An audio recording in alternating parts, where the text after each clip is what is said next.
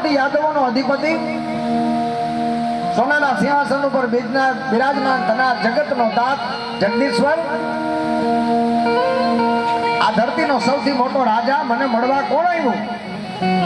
કૃષ્ણએ મુગટ કાઢીને ઘા કર્યો, ગળામાંથી માળાઓ કાઢી નાખી, ઉપવસ્ત્ર કાઢી નાખ્યું, બાજુબંધો ખોલી નાખ્યા, અપડો વાયરો તો છોડી નાખ્યો અને કૃષ્ણએ દોડીને માને ભેટીને એમ કીધું, નહીં રાજા, નહીં હોનાની નગરીનો રાજા, 56 કોટી યાદવોનો અધિપતિ નહીં, પણ માં તારો કાનો તને મળવા આવ્યો, તારો કાળિયો, તારો લાલો, તારો કાનો તને મળવા આવી. તા તો યશોદાજી ભેટી ગયા છે. ગમે એવા મોટા બનો, ગમે એવડી પોસ્ટ હોય, પણ માની પાસે તો નાના જ રહેજો.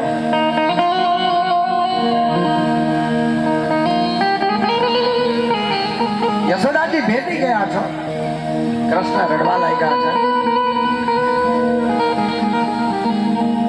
મોઢે બોલું માં ને હાથે નાન પણ સાંભળે, મોટપની માયા કડવી લાગે ગાને.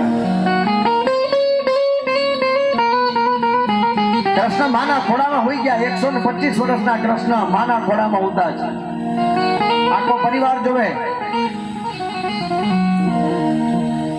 માથે હાથ ફેરવતા ફેરવતા માથાના વાળની અંદર વાકડિયા વાળમાં કૃષ્ણના હાથ ફેરવતા યશોદાજી કહે, લાલા તને ભૂખ લાગી? કૃષ્ણ કહે, હા માં.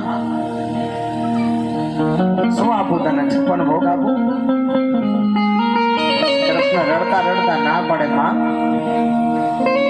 56 ભોગ સ્વાદના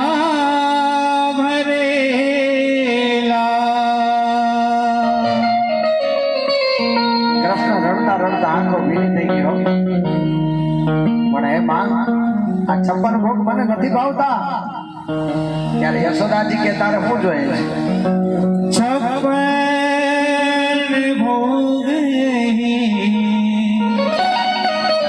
સ્વાદના ભરેલા. યશોદાજીને કે માં સાંભળ,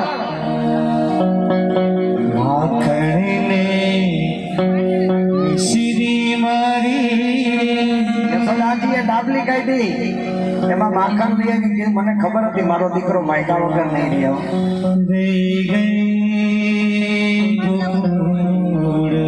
અરે મા દીકરાનો પ્રેમ અદભુત છે સાહેબ. અહીંયા બેઠા બેઠા યાદ કરજો માને. અરે જીવતા હોય ને તો એના ખોરાક